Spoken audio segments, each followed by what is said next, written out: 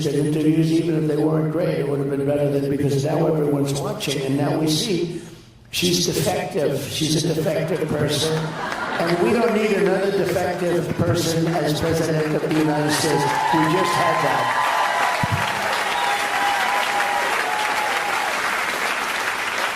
I've heard you talk about your mom in interviews before. She was obviously a very strong woman. Was she hard on you with school? Tell us about your mom a little bit. No, she wasn't. She was great. I had a great mother, great father, very different people. My mother came from Scotland, and she came over to this country. Is other people from Scotland? You know, actually, that's hidden. Do you know that some of the biggest, smartest, most brilliant leaders in business come from Scotland, and nobody knows it? Or at least, you know, their parents came from Scotland. But Scotland did very well in this country. I tell you, it's very, like, we have people, and I know that one group, they're a very successful group. No, she came from Scotland, great place, and she came over just for the summer, and she was 19, I guess.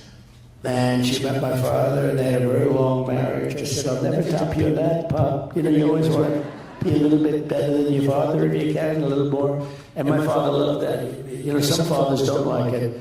When you have a father that doesn't want his son to be a success, well, you got a problem with a father. But there are plenty of them. I've seen plenty of them. They make it actually hard for the son. But no, I had the opposite. I had a father that loved what was happening. But they met. They fell in love, they got married, and they were married for 6.5 decades. Wow. A long time. I said, Pop, I'm not going to be able to beat you with that. But anyway, and they had just a great marriage, very different people, but they had a great marriage, very, very strong marriage. So I want to talk to you a little bit about The Apprentice. Okay. We talk a lot at Moms for Liberty that we're in the middle of a cultural revolution in America. People like to be dismissive and say it's a culture war, but truly the culture is being changed. I look at you as a president, and perhaps our next president, hopefully our next president. That's right. And you are a cultural icon. So you had The Apprentice. It ran for, am I right, is it 14 seasons? 14 seasons, 12 years. We had actually one season where it was on for 3 times during the season. That means they liked it. But it was basically 12 years and 14 seasons. Yeah. How do you think you kept the audience that long? Well, it just worked. I mean, we had Mark Burnett is great producer. He did Survivor. And he came to me, and they rented the Wallman Rink. He wanted to rent it for the finale of Survivor. So it had like this jungle setting facing New York City, right in the middle of Central Park. It was gorgeous. It was beautiful. And he invited me. I didn't know him, but he was a young producer. He was the producer of the Survivor. And it was hot because Survivor was a very successful show on CBS.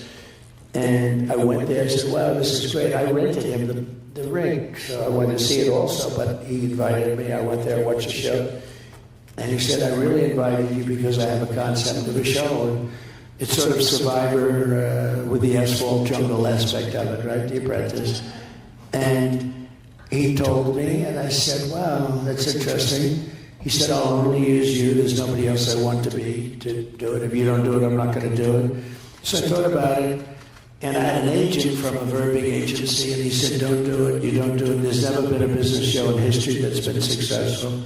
Business shows are not successful in prime time. There's never been, I guess, a business show successful. I said, well, this isn't really a business show. This is sort of a different kind of a show than a business show. It's got a little business to it, but really it's more than a business show. He said, don't do it. He was a very respected guy, actually. He was a good guy, but he told me not to do it, don't do it. And then I made the deal with ABC, and the deal was done. And then Eisner, you remember Eisner, previous guy a while ago, he's heard about the deal, and he broke the deal. He said, I can make a better deal than that, so let's make a better deal. And I got angry about it, and so did Mark Burnett. And everybody wanted us. They wanted us. So we got a call from Jeff Zucker, of all people, from, at the time, from NBC.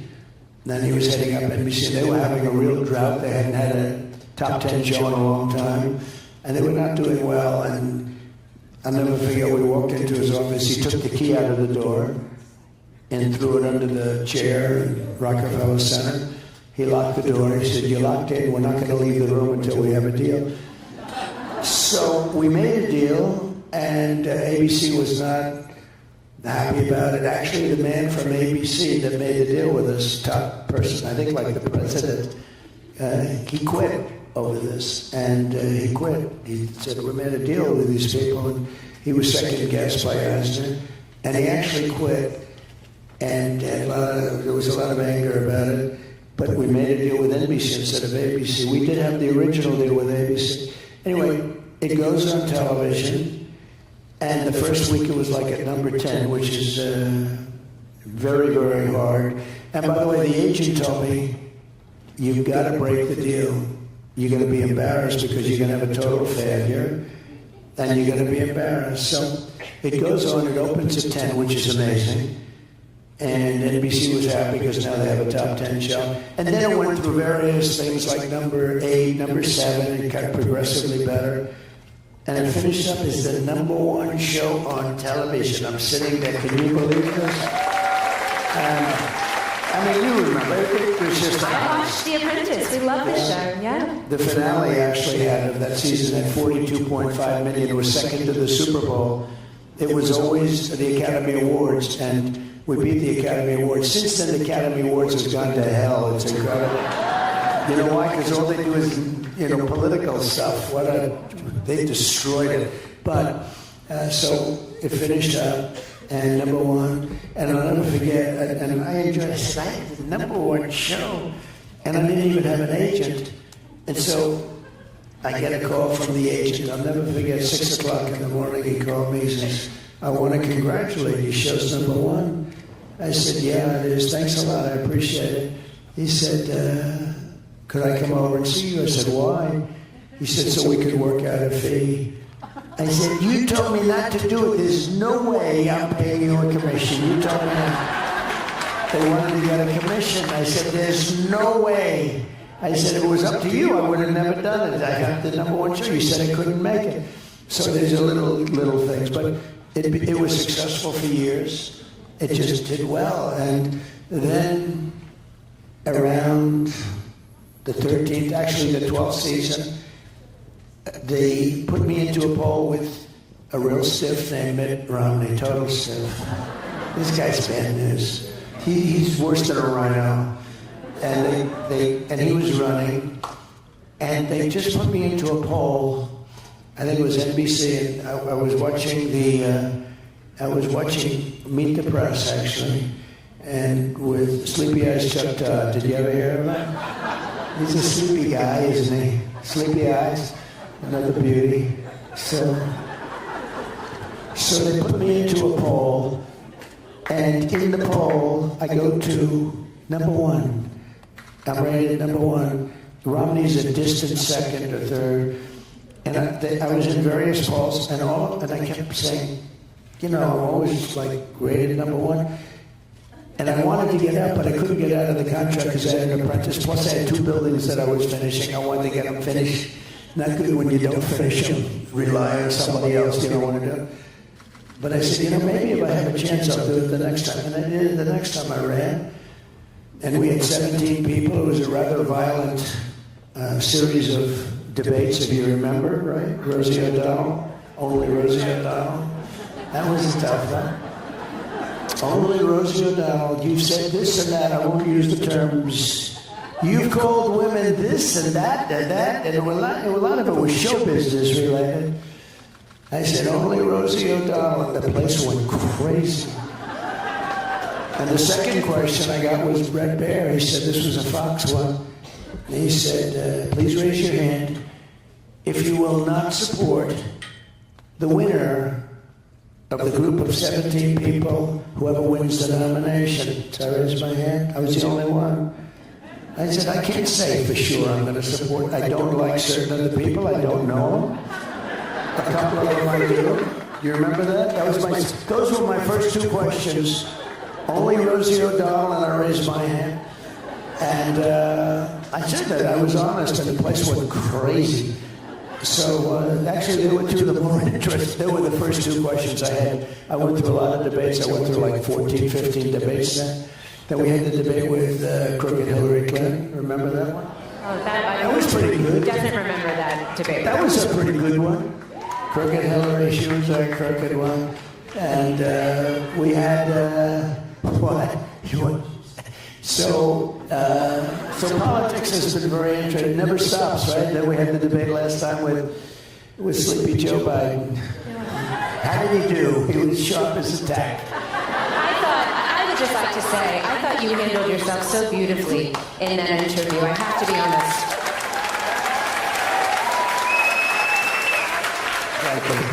But for many Americans who have watched as their family members have aged and have experienced dementia, it was difficult to watch President Trump. I think there were a lot of parents that were watching with their children, and there was a moment when he had a very hard time collecting his thoughts, and I just thought that you handled it with such grace. So thank you for that.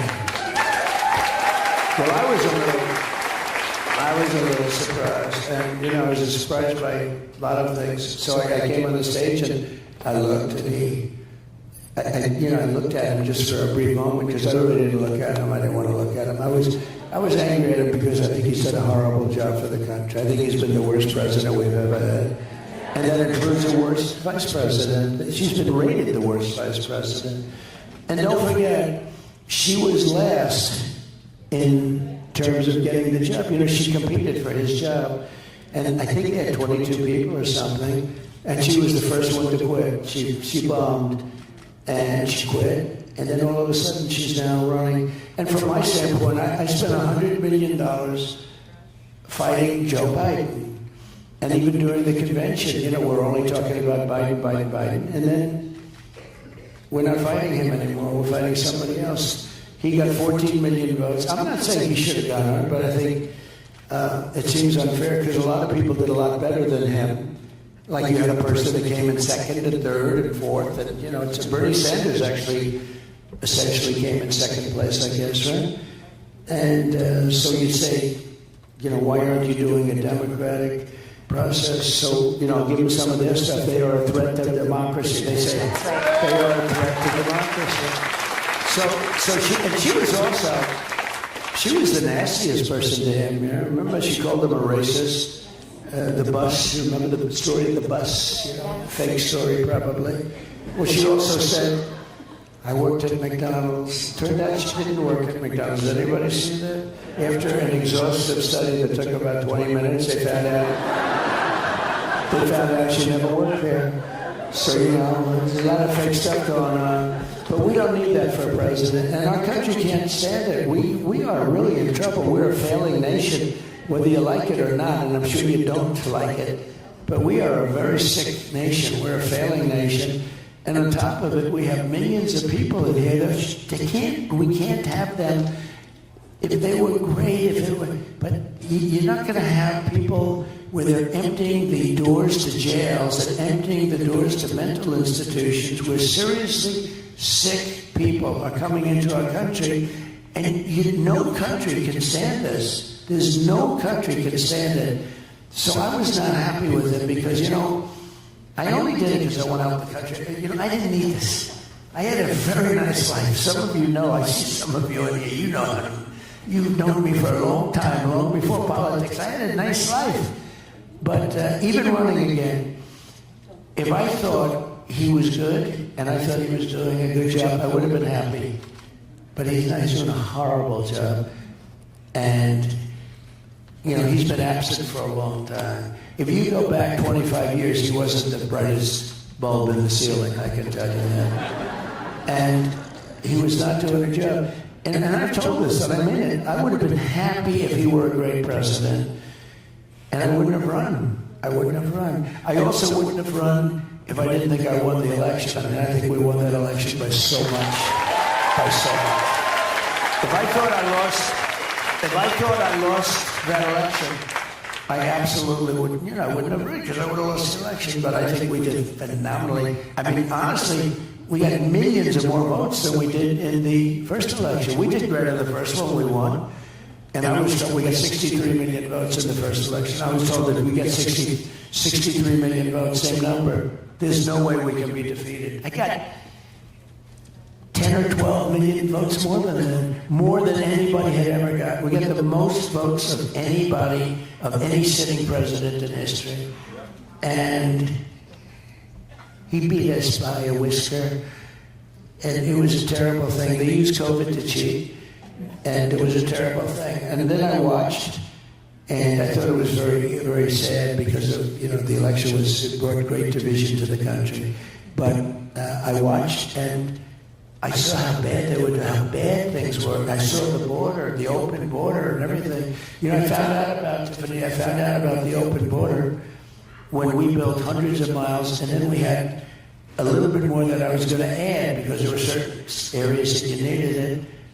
And we had everything fabricated, very expensive wall. Those walls are expensive. They're steel, concrete, and rebar.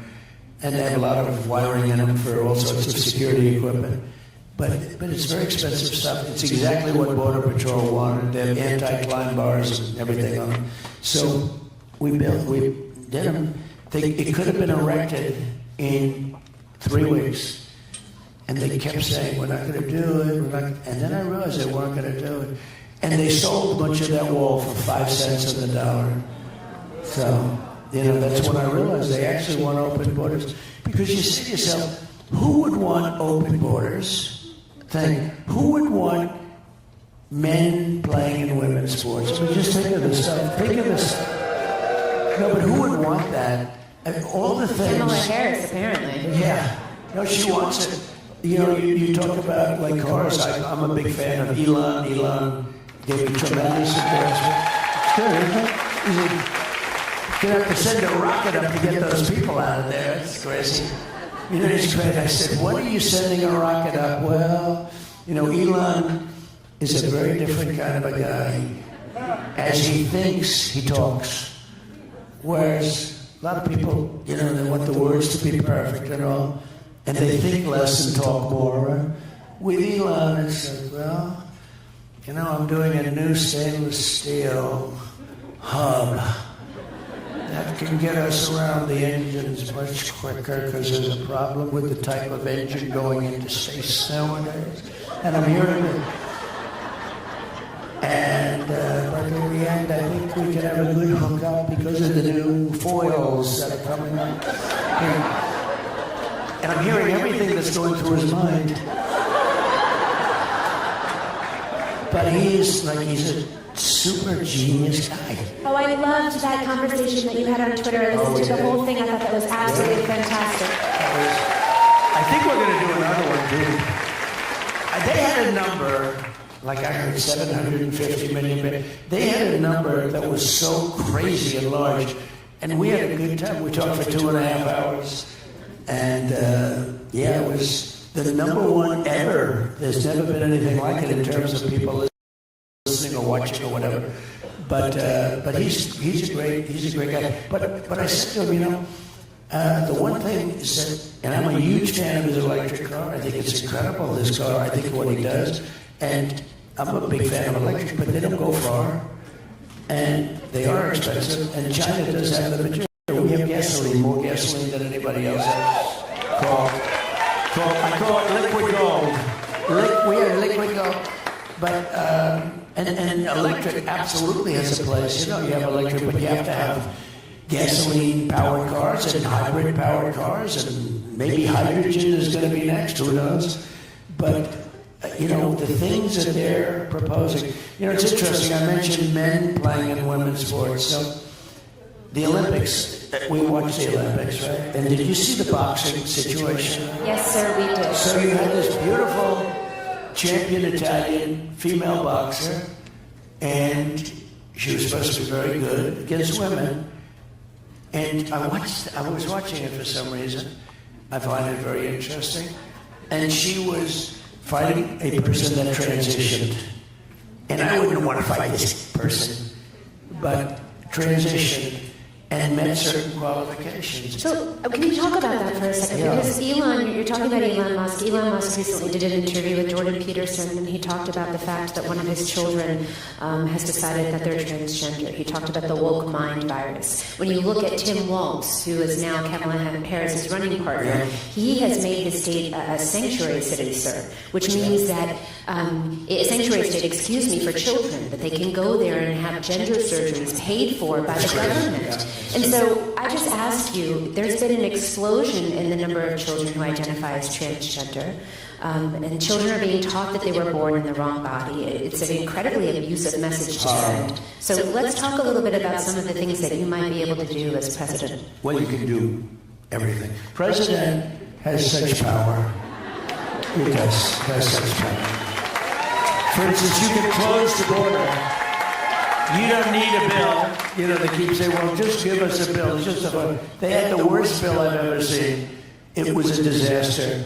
And they wouldn't have signed it anyway, because they do want open borders. They want to have open borders. They want to have all sorts of things that almost nobody in this room wants. Who I think 85-90% of the country doesn't want if they I actually absolutely agree with you. But the transgender thing is incredible. Think of it. Your kid goes to school and comes home a few days later with an operation. The school decides what's going to happen with your child. And many of these childs, 15 years later, say, what the hell happened? Who did this to me? They say, who did this to me? It's incredible. Just to finish that boxing, so the Italian girls, and the left is not a hard punch for those of you not into pugilistic affairs. But a left is just sort of a guarding punch, right? So she's fighting this person that's transgender, and the guy, boom, hits her with the left. It was like she got hit by a horse. And then she backed up. It was weird. She's sort of like, and then he hits her with another left, and she said, that's enough, I can't take that. He ended up winning the gold medal. And there was another one who also transgendered, and he or she ended up also winning the gold medal. Tiffany said it, I didn't. See, I'm a politician, I have to be politically correct. I'm a mom, I have to protect my kids. No, but think of it. So the two people, the transgender, the whole thing is crazy. Have you seen the swimming records lately? How about the weightlifting records? That's one of the best. A record that was like for 18 years. They put a quarter of an ounce on one side, quarter of an ounce, a little bit on one, a little bit. I think it held for 18 years. This guy walks along and what did he beat the record by 150 pounds? It's crazy. The volleyball, we're a championship volleyball players playing against a team, and one or two of the people had transitioned, and the ball was hit so hard into the head of the other girl on the other side that she was knocked out, had a concussion, and she said, she was a championship player, like an All-American player. She said, I played volleyball all my life, I've never seen a ball travel with that speed. It's crazy. And even with all of that, they won't change. And you know what? Everyone's afraid to talk about it. Not even me. the people, not Tiffany. Not Tiffany. We're going to fight to keep our girls safe, President Trump. We're going to fight to make sure that our girls have privacy and safety in their bathrooms, and that they have. Christy Nelm, I think, said it best. She said, "We will not allow mediocre men to beat extraordinary women." Yeah. That's right. It's also very demeaning to women. I don't know how they get away with it. But the Olympics was the best thing that I've seen, because you really see when these boxers came out, it was so ridiculous, and they just go through it like nothing. And why should women have to swimming to? Why should women have to compete? Now it's sort of hard to get in. I don't know how these two people got in, but they got in because in some cases, they weren't allowed in, so they have a crazy standard going on. But it's so demeaning to women, and women are working so hard to make a team or to make a record. And these records that are being set now, by people that transitioned will not be broken maybe 1,000 years from now by a woman, I don't know. But they're not going to be broken by a woman. It's a very sad thing. And you know, Kamala is totally in favor. Now, she's gone away from everything. You know, she's called the greatest flip-flopper in history. She loves fracking now. She said, there will never be fracking, we will never frack. And everything that she said would do, she's done it. There's like 12 or 14 things. There's never been anything like this. And you know, in one way, it makes you very dishonest because, you know, I could see somebody throughout history, people have gone into one or two areas where there's a difference. You know, you like something and then all of a sudden but almost every single thing. In fact, we're seriously thinking about sending her tomorrow a MAGA hat because she loves everything we're doing. So we're going to send her a nice, bright red, Make America Great Again hat. You should do that. I love when J.D. Vance said that he thought maybe she might come out at the debate with a blue suit and a red tie on. That's right. That could happen. It's crazy. So President Trump, you know, our moms are busy women, and they have families and busy lives, right? And many of them never thought that they would get involved in politics and run. Did you ever think about running for office at other times in your lives? And then just some advice, because you come under fire a lot. Our moms are standing for things that often the media attacks them on. We'd love to get some advice from you about running for office. Yeah, so I would say don't do it.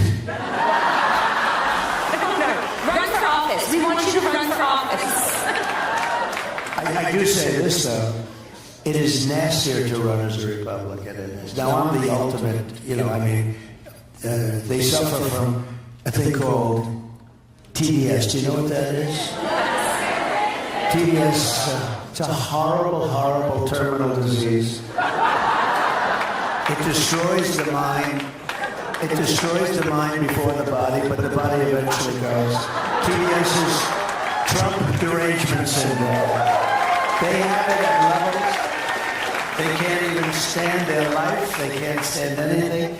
And you know, part of the reason is I won an election which everybody said couldn't be won. Couldn't be won for a lot of reasons. Number one, he had never done it before. You know, it's not that easy to be a politician. I mean, you have to have something. And we won. And we really did a great job. You know, we rebuilt the military. We gave the largest tax cuts ever, the largest regulation cuts. In terms of health, we did something that was amazing. We had right to try. You know, we have the greatest scientists in the world, greatest doctors in the world, greatest laboratories in the world, better than anybody else, much better than China. China's very good, but much better. Acknowledged. And we have things to fight off diseases that will not be approved for another 5 or 6 years, that people that are very sick, terminally ill, should be able to use, but there was no mechanism for doing it. And I got everybody into a room. The insurance companies didn't want to allow it because they're terminally ill. They don't want to do it because then they'll get sued for somebody dying even though they're terminally ill. The states didn't want it. The government didn't want it, the federal government. Most of all, the doctors and the labs didn't want it because they didn't want to say that we're going to try to make somebody better. They didn't get better. Now everyone's going to say whatever it is doesn't work. And I got them all into a room, everybody, and I said, here's what we're doing. You're going to sign these documents. Nobody's going to have liability. If somebody wants to come, because you know they'd fly to Asia, they'd fly to Europe, they'd fly. If most of them didn't have money, they'd go home and they'd die. It was a hopeless situation. But if they had money, they'd go to Asia, they'd go to Europe. We have much better technology.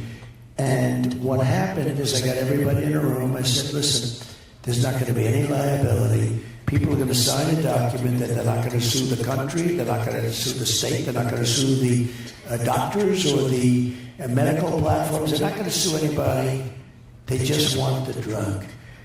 And we have saved thousands and thousands of lives. It's amazing. It actually worked out differently. The drug companies now are liking it to a certain extent because it's the ultimate test. Somebody's terminally ill, and all of a sudden they get better, and it's happening with thousands.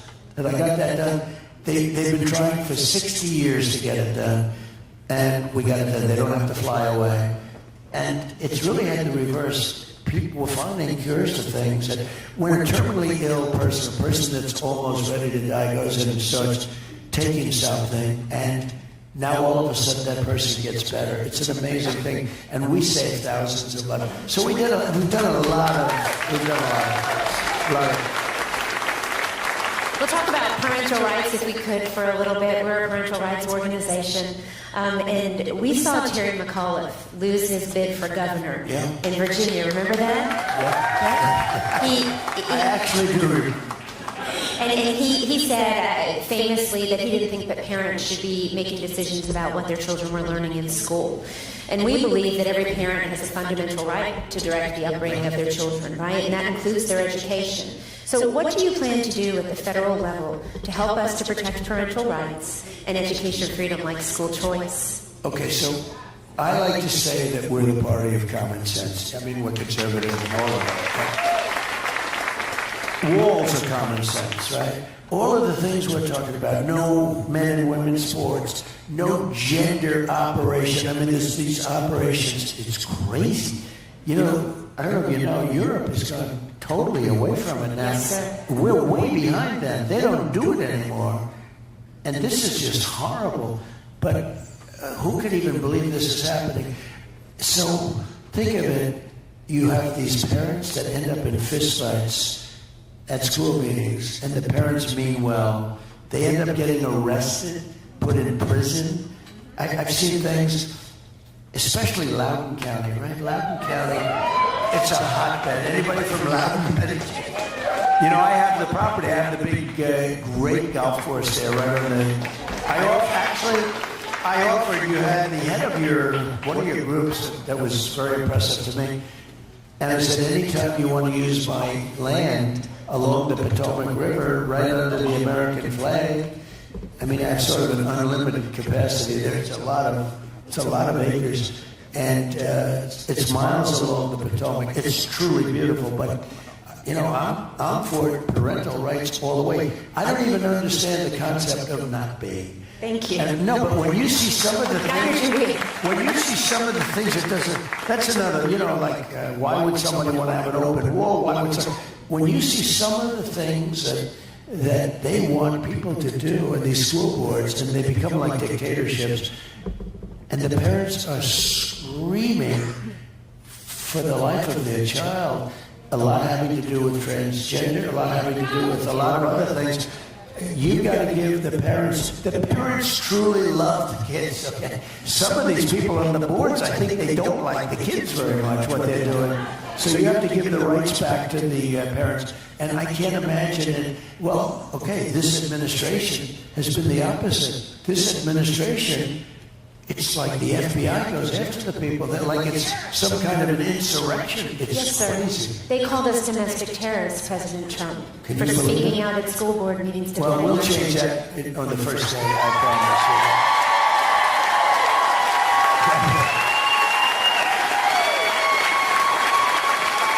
Now, can you believe it? You are not a domestic terrorist or a terrorist. We do have terrorists coming in, and they're coming in by the thousands, but you're not wanted. Thank you very much. And you know, the president can do that very easily. But you just wonder, where's the mindset to take the parents' rights? I see those meetings, and it does seem like Loudoun has a lot. You know, that Loudoun is the ultimate example of it. It's so vocal.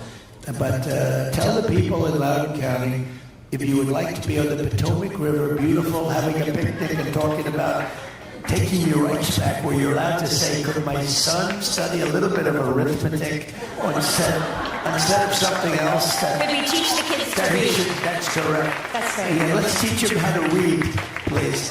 So, let them know that would be my honor. Absolutely will, and thank you for that. We appreciate the support. So, Tina Deskovich, the co-founder of Moms for Liberty, and I, we do a lot of interviews, and there's a lot of international interest, specifically Japan. We get asked for a lot of interviews, and we were talking with a reporter, and we said, why is there so much interest in Moms for Liberty in Japan?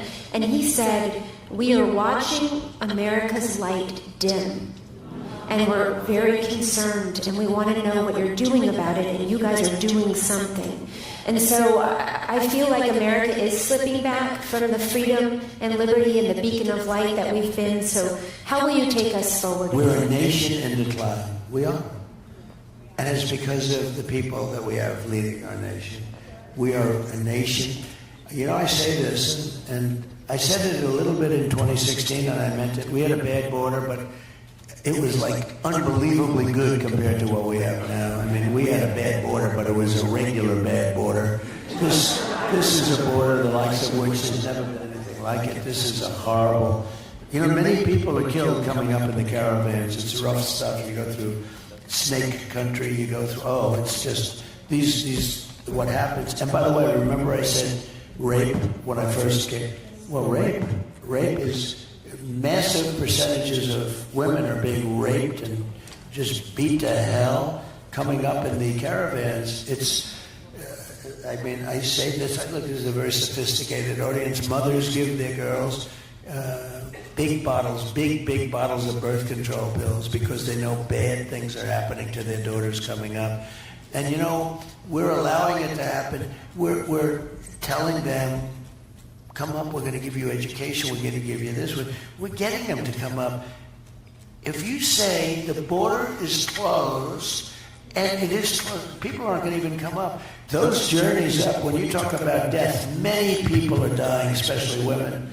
Many people are dying on the trips up. They're being mutilated, and it is a nasty. And when I first came, I said, I used the word rape. I remember I got great marks for the speech when I first announced I was running. I remember that in the lobby of Trump Tower. And 2 days later, I think the Times called, did you say rape? I got great marks. I said it was a great speech. And then they said, did he say rape? And I said, yeah, I said rape. That's what's happening. Tremendous levels. And after that, it was like, that's when it all began. And it was like incredible what they said. Well, what I said is nothing compared to what the fact is. It is a horrible thing. Those caravans are mean. And you know, you have people, 10 to 20, 25,000 people coming up in these massive caravans. And there's tremendous death and injury and problems that nobody would even believe. And we're causing this. But I did mention that word, and now everyone's saying, you know, Trump was right. But you have to go through hell, and you have to say it. And, you know, I respect you so much because you speak up. Like you said, no, we're all for that, right? Very few people would say what Tiffany said a couple of moments ago about something that was a little bit controversial, that shouldn't be controversial at all, but they just wouldn't do it. So when you said that, I said, that's